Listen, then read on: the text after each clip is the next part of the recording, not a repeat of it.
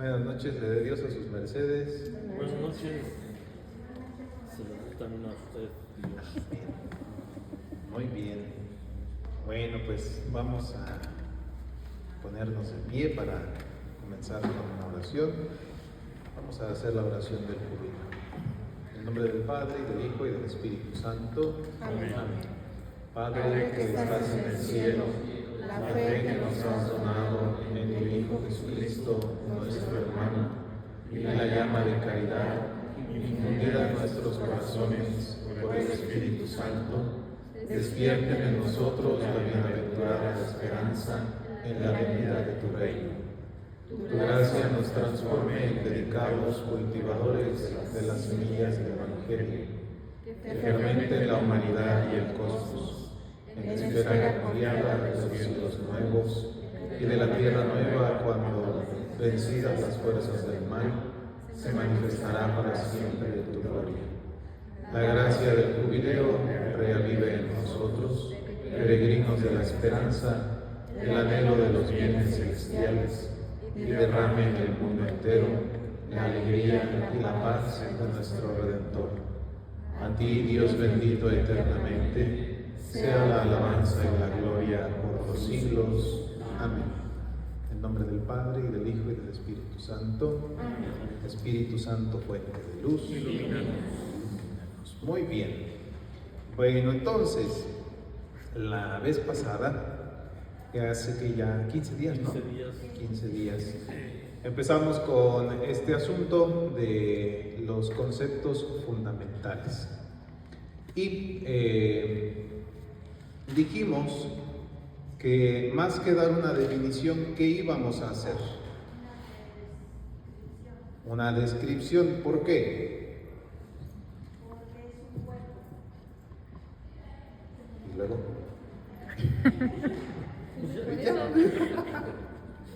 Nada más por esa razón.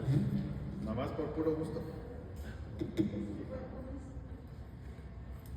Pero ¿por qué no nos atrevemos a dar una definición?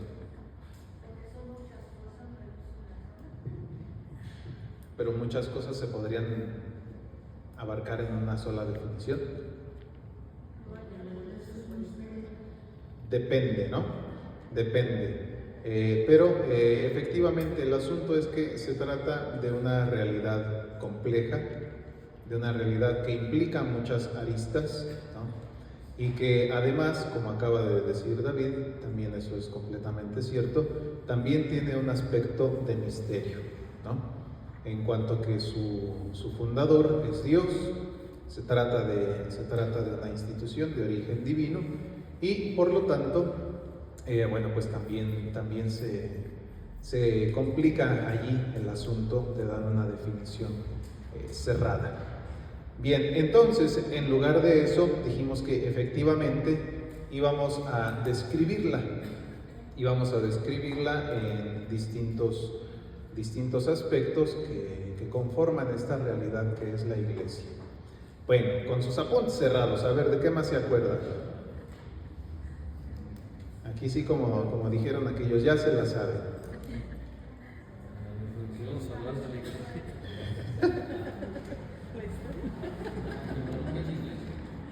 Ajá, ¿qué significa qué cosa?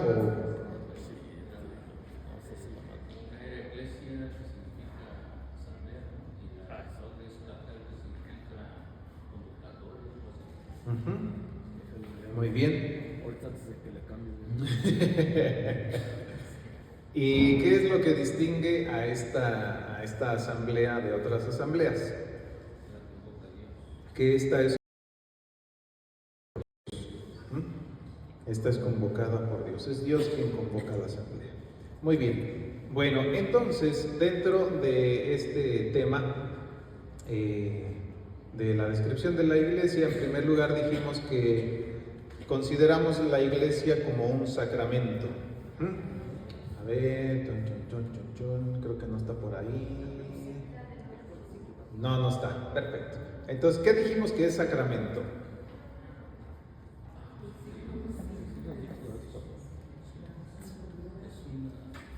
Un signo sensible que transmite una gracia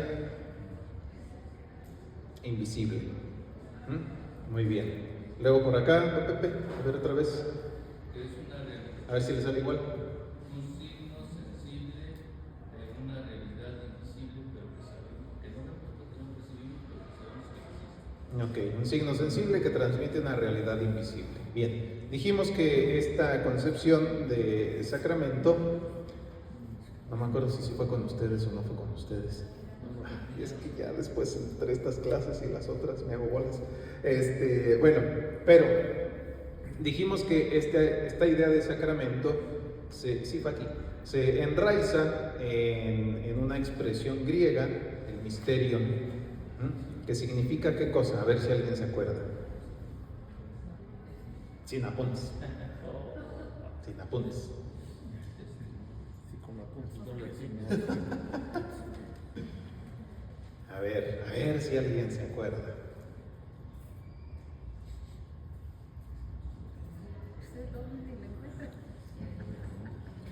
Ni con mis apuntes.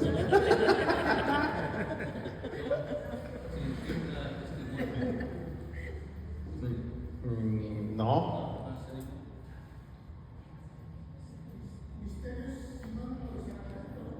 Ajá.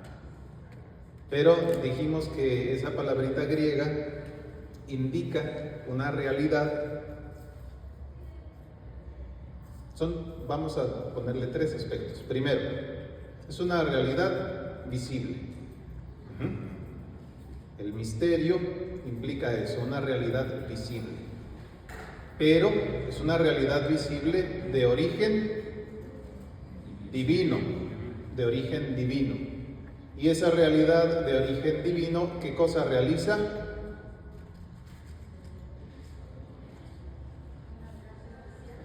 Casi. ¿Qué? Un milagro de amor tan infinito.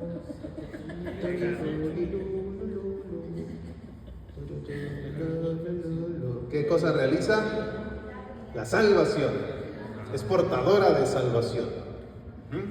Entonces es un signo sensible, una realidad sensible que viene de Dios, tiene origen divino y que trae o realiza la salvación.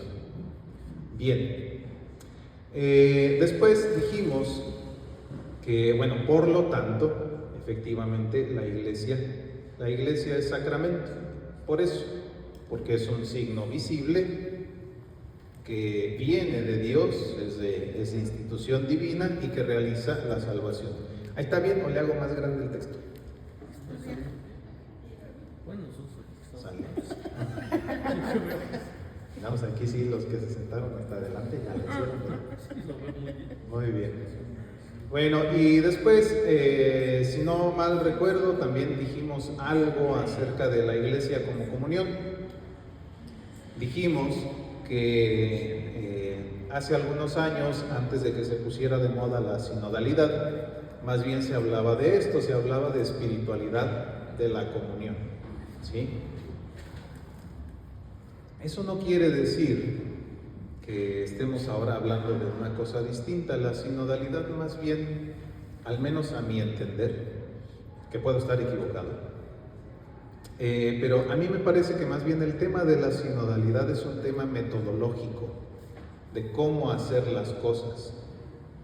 En cambio, el tema de la comunión, pues nos habla de algo más profundo, nos habla más bien de la actitud, nos habla más bien de esta disposición del corazón, ¿sí? Que después se materializa en eso, en un método, que es la sinodalidad. Bueno, entonces, la iglesia es comunión y esta es una expresión que rescatará el Concilio Vaticano II y que encuentra su raíz tanto en la Escritura como en los santos padres, bueno, en la época patrística, para hacerlo más global. Este asunto de la comunión tiene que ver, en primer lugar, la comunión con Dios. Esa comunión con Dios se realiza por medio de su palabra y de su sacramento. Luego, esa comunión con Dios se hace operativa, cobra sentido en la comunión con los hermanos y en la comunión entre iglesias locales. O sea, lo ideal sería, a lo mejor sí sucede, pero no explícitamente así. Lo ideal sería que la parroquia de la Divina Pastora pues no esté peleándose con la parroquia de Santiago, ¿verdad? Que no esté peleándose con la parroquia Con el templo de la cruz. con el Templo de la Cruz. ¿No? Ajá. No se trata de eso, o al menos no debería.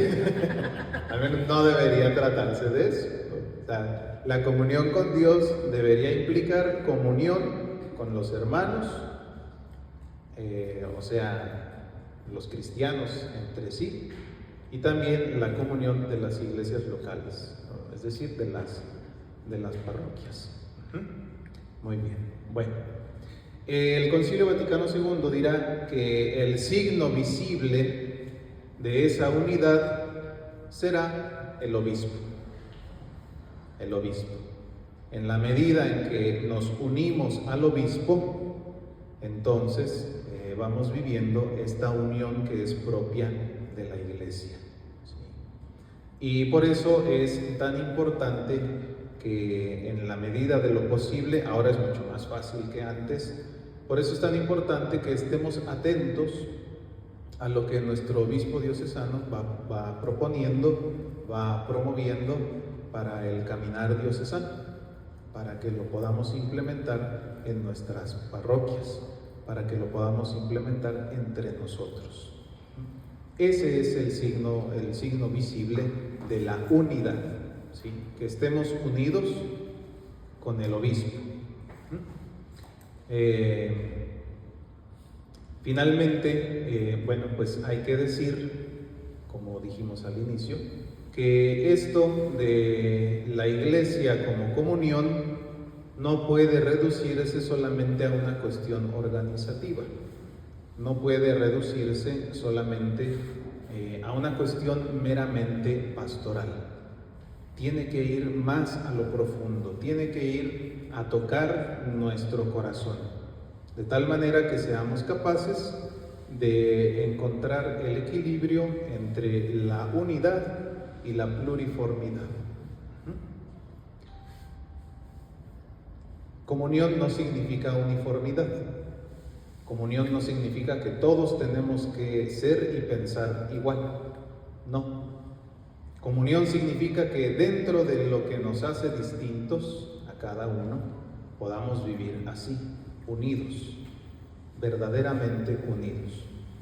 Entonces, por eso se trata no solamente de una cuestión organizativa, sino de una cuestión del corazón, de una cuestión de una actitud interior. Bien, otro de los títulos, otra de las descripciones que nos encontramos en este bagaje que es la reflexión acerca de la Iglesia, será el de la Iglesia como pueblo de Dios. Esta será una de las propuestas más importantes del Concilio Vaticano II respecto de la Iglesia y que busca darle un poquito la vuelta a lo que se había propuesto antes con demasiado énfasis, que era la cuestión de la jerarquía. No quiere decir que la idea de la Iglesia como pueblo de Dios ahora venga a acabar con la jerarquía, porque no es así, pero sí viene a traer un cambio en la comprensión de la jerarquía. Antes del Concilio Vaticano II, ya veremos, en algún momento nos echaremos un clavadito ahí, que de algún modo ya lo hicimos en la primera sesión. Sobre todo en la época medieval, se comienza a entender la jerarquía eclesiástica como una cuestión de poder y comienza a nacer esta idea como principesca de los obispos, y de los presbíteros, ¿no? O sea, son como, pues son eso, ¿no? Básicamente se les trataba y se les consideraba así, como príncipes, que estaban ahí para mandar, que había que tenerles un respeto absoluto, ¿no? Y no es que estuviera mal, pero sí dejaba como un poquito complicada la situación respecto de la iglesia en general. Entonces, este asunto de la iglesia como pueblo de Dios viene a recordarnos eso, que no se trata de que en la iglesia estén unos por encima de otros. No se trata de eso. Se trata de que cada uno dentro de este pueblo tiene su propio trabajo, tiene su propia tarea, su propio ministerio. A uno le toca una cosa, a otro le toca otra cosa, ¿sí? Y así el Concilio Vaticano II nos invita a eso, a que nos demos en primer lugar, nos demos cuenta de que todos, por ser bautizados formamos parte de este pueblo, y por ser bautizados tenemos esta dignidad especial de ser hijos de Dios, y además por el bautismo participamos del triple ministerio de Jesús: ser profetas, sacerdotes y reyes. Muy bien, entonces resulta que todos los bautizados participan del sacerdocio real, y de hecho esta será una cosa que el Concilio Vaticano II intentará dejar muy en claro. De hecho, el sacerdocio ministerial, antes que estar por encima, ¿no?, se considera más bien como un servicio al sacerdocio real. O sea, el sacerdote ministerial, el presbítero, el obispo, están al servicio de los bautizados, no al revés, no es al revés. Y el Concilio Vaticano II lo que quiere es, darle un poquito de balance a la situación como estaba antes, que era pues eso, ¿no?, una idea piramidal de la iglesia, donde hasta arriba está el Papa, los obispos, los presbíteros, y pues ya hasta abajo los más chafitas, los laicos, ¿no? El Concilio Vaticano II dirá no, más bien somos un pueblo. Nuestro obispo don Fidencio propone ahora más bien la imagen de una pirámide invertida. Yo prefiero más la imagen de unos círculos concéntricos que están todos al mismo nivel y cada uno tiene su propio campo de acción, ¿no? A cada uno le toca una tarea. Bien, entonces este asunto de la iglesia como pueblo de Dios se enraiza fuertemente en el Antiguo Testamento, se enraiza también en el tema de la alianza, y nos invita a eso, nos invita a darnos cuenta de que, pues somos eso, somos un solo pueblo, como dice la Lumen Gentium, llamados a ser ícono de la Trinidad.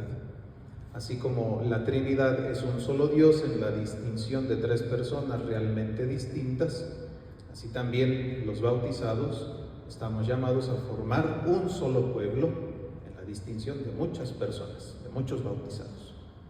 Bien, tenemos también la descripción de la iglesia como cuerpo de Cristo. Esta concepción que se nos presenta fuertemente a partir de la encíclica Mystici Corporis del Papa Pío XII, nos invita a considerar que más o menos en la misma línea que la idea del pueblo de Dios, nos invita a considerar eso. Efectivamente, todos estamos unidos, todos formamos parte de un cuerpo, con la peculiaridad de que la cabeza de ese cuerpo es Cristo.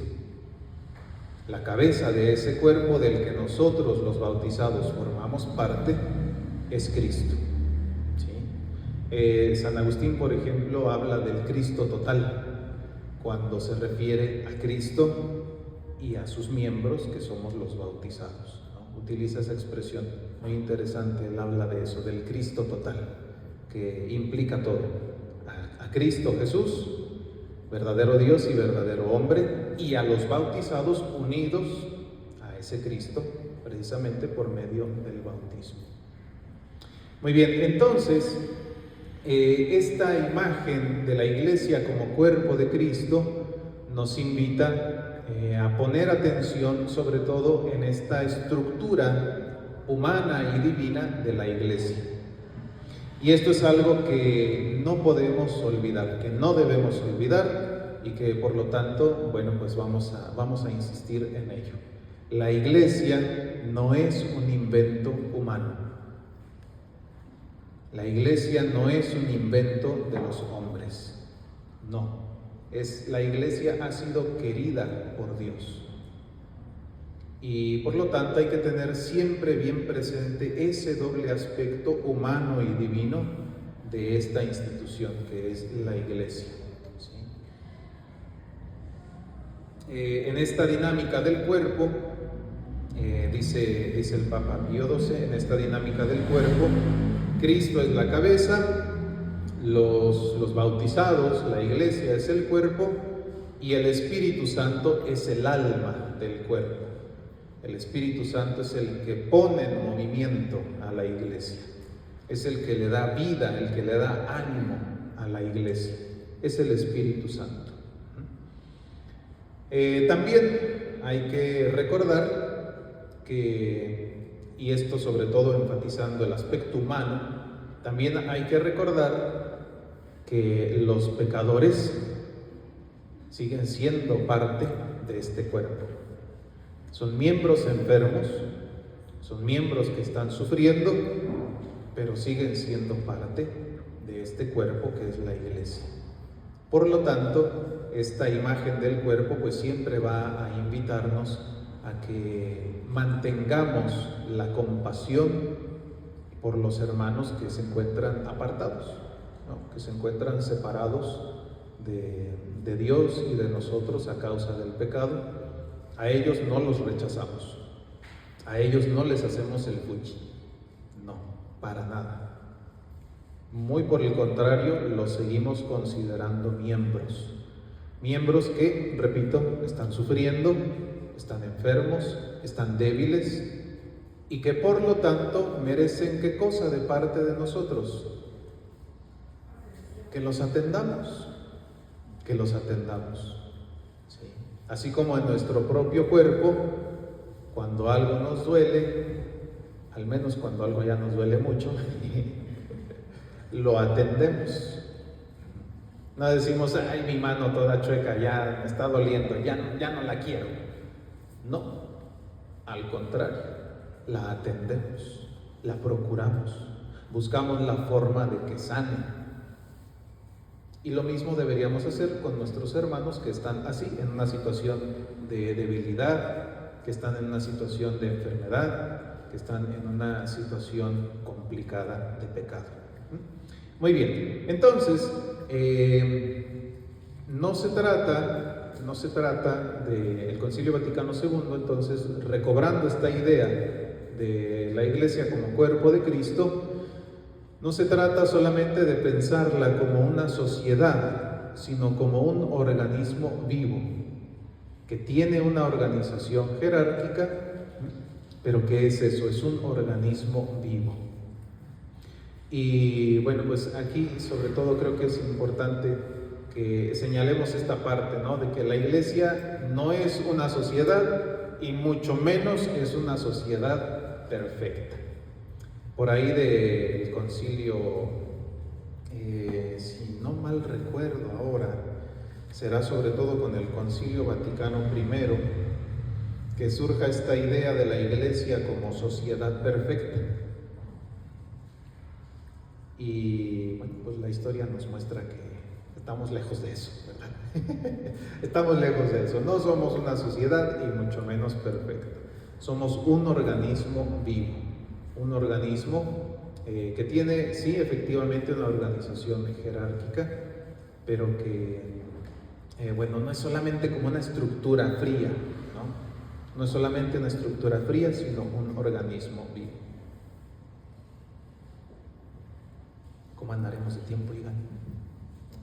Jesús el Cristo. Bueno, 7:30. Bien, bueno, vamos a avanzar. Luego viene un tema muy interesante que es el de la iglesia como tradición viviente. La iglesia como tradición viviente. Muy bien. Bueno, se acordarán ustedes que por allá por los 1500 surge un monje que, bueno, pues entre algunas cosas de las que tenía razón para criticar a la iglesia de su tiempo, y otras cosas en las que se le pasó la mano, y otras cosas en las que quiso llevar su propia experiencia al plano general, bueno, pues este monje de apellido Lutero termina siendo un desastre que a 500 años de distancia sigue medio desordenado el asunto. Bueno, nuestro querido Lutero, una de las cosas que propone, precisamente porque, bueno, pues no está de acuerdo con el magisterio de la iglesia, con el magisterio de su momento, ¿no? Entonces, nuestro amigo Lutero propone que en realidad solamente la escritura es la única infalible, la única regla infalible de fe, y que por lo tanto no hay que hacerle caso al magisterio, ¿no? No hay que hacerle caso al magisterio, y tampoco hay que hacerle caso a la tradición. Tampoco hay que hacerle caso a la tradición, ¿sí? Solamente nos quedamos con la Biblia es más que suficiente. Y bueno, pues entonces el Concilio de Trento hace toda una reflexión acerca de la revelación, acerca del lugar que tiene esa revelación dentro de la iglesia, y también acerca de lo que constituye esa revelación, que no es solamente lo escrito, también es la tradición, ¿sí? La tradición entendida como esta fe que está viva y que, permítanme la redundancia, y que se vive dentro de la iglesia. Eso es la tradición. Pensemos, por ejemplo, ahora no me acuerdo en qué carta es, no me acuerdo si es a Timoteo, creo que sí, creo que es en una de las de Timoteo, que San Pablo le dice, ¿no? Escribe diciendo, mira, obedezcan tanto a lo transmitido por escrito como a lo transmitido de viva voz. Te escribo esto mientras te veo, ¿no? Le dice San Pablo, te escribo esto mientras te veo. Mientras nos vemos, háganle caso tanto a lo escrito como a lo que les he enseñado de viva voz. Ese es un ejemplo de la tradición. En el diálogo con los hermanos protestantes hay, por ejemplo, en este asunto, ¿no?, de la sola escritura que ellos profesan, pues hay situaciones que se les complican mucho. Por ejemplo, donde si solamente vamos a tomar la Biblia como la única regla infalible de fe, que no se equivoca, que no tiene error, donde dentro de la Biblia se encuentra la lista de los libros que conforman la Biblia. ¿Dónde está? No está. Entonces, aunque sean sola escritura, terminan creyendo en cosas que la iglesia ha definido no por la escritura, sino por la tradición. Por ejemplo, el canon bíblico, los libros que son considerados como inspirados.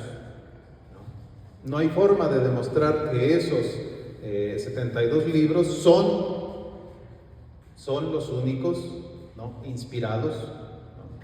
O que dentro de esos no hay uno que no sea inspirado dentro de la Biblia. Dentro de la misma Biblia no hay forma de demostrar.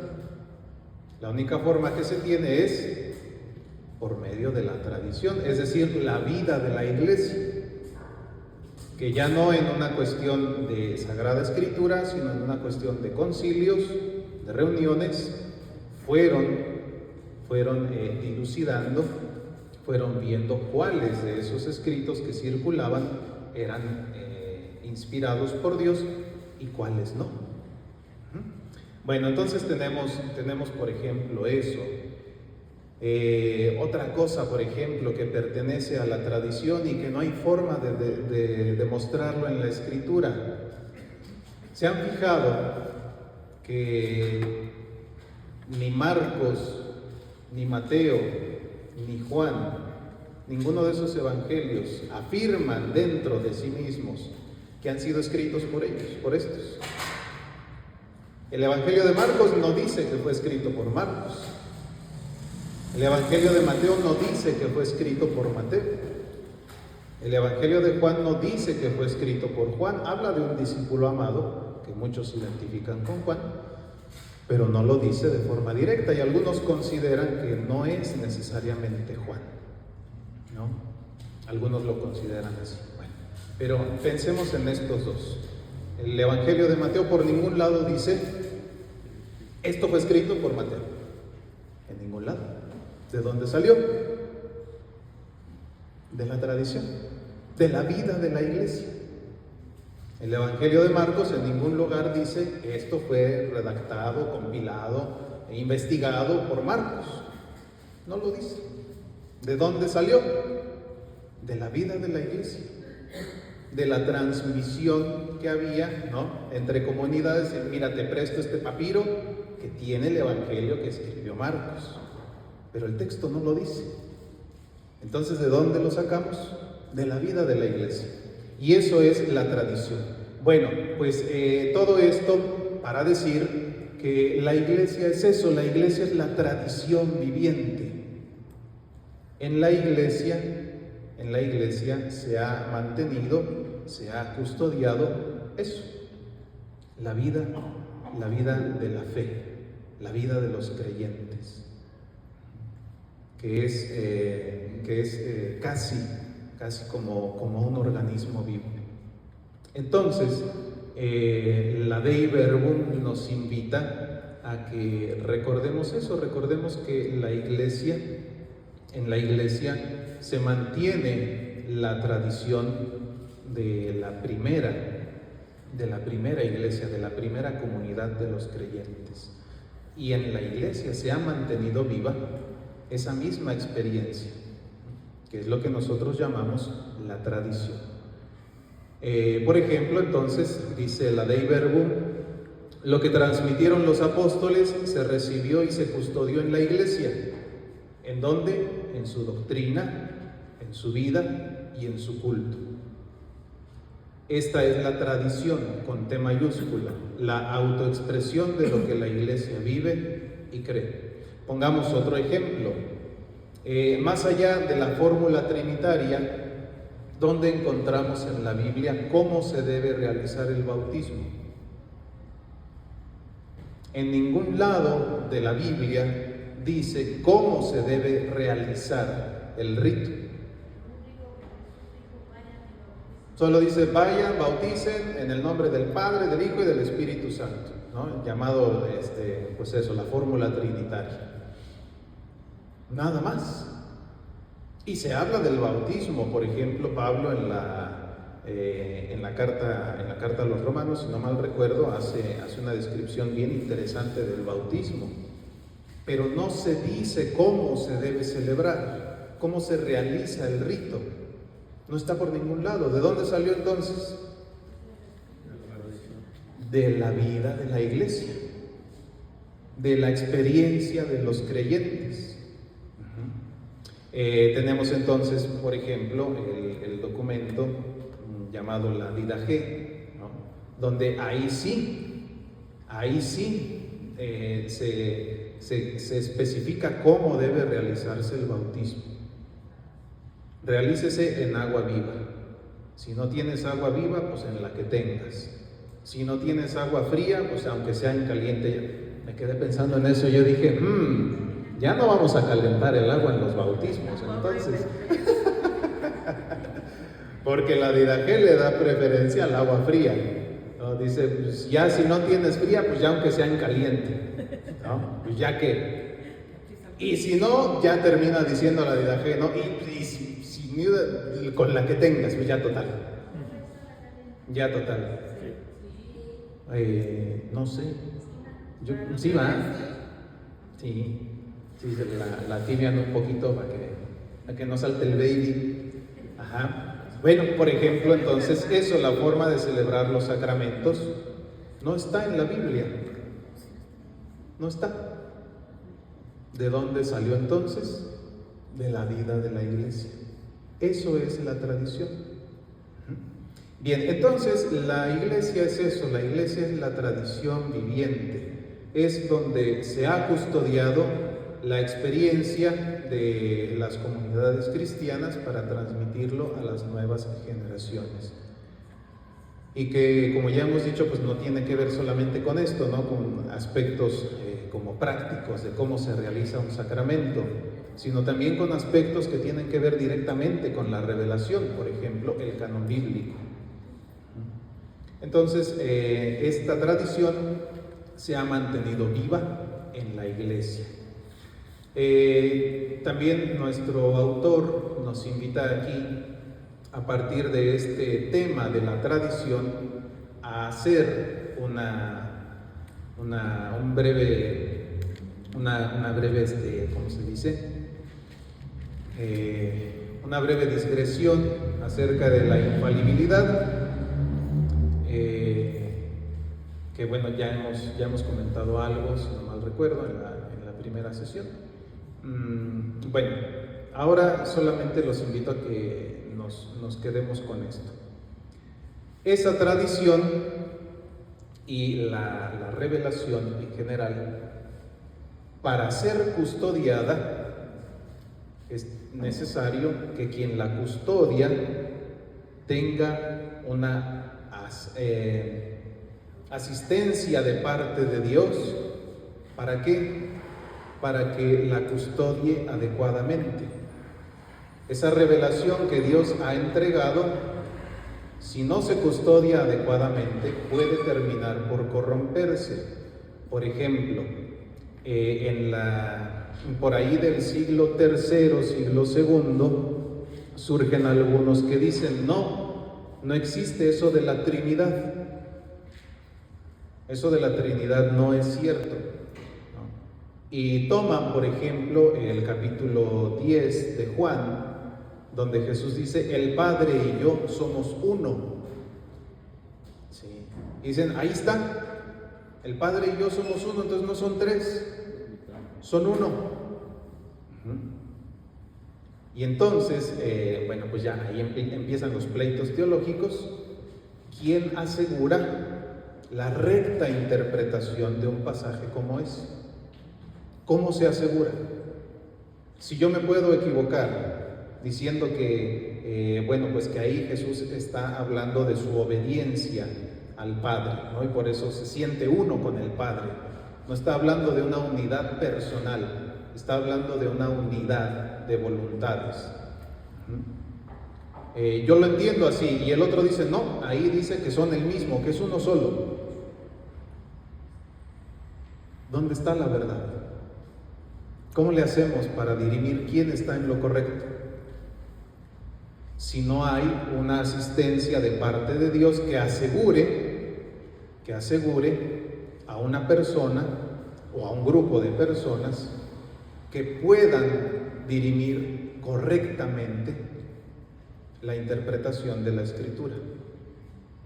¿Cómo se le hace? Si no se tiene eso, no se puede. Por eso nuestros hermanos protestantes están tan divididos. Por eso hay tantísimas denominaciones protestantes. Porque ellos consideran que cada quien tiene su verdad, que todos están en lo correcto. Y, por ejemplo, hay denominaciones protestantes que enseñan que el bautismo regenera, que el bautismo realiza una transformación en la naturaleza humana. Hay otras denominaciones protestantes que dicen que no realiza ningún cambio en la naturaleza humana, que es solamente algo externo, algo jurídico, no regenera. ¿A quién le hacemos caso? ¿A quién le hacemos caso? ¿No? En esa situación. Bueno, para eso Dios ha querido dejar a Pedro y a sus sucesores, y también junto con él al conjunto de los obispos, este carisma de la infalibilidad. Infalibilidad que tiene que ver con asuntos de fe y de costumbres. Sí, creo que ya hemos dicho en alguna ocasión, ¿no?, que el Papa Francisco, que le iba a este equipo, creo que era el San Lorenzo, ¿no? Sí. Eso no quiere decir que entonces hay que hacerle caso y todos le tenemos que ir al San Lorenzo. ¿Por qué? Porque esa no es una cuestión de fe, ni es una cuestión de moral. ¿Sí?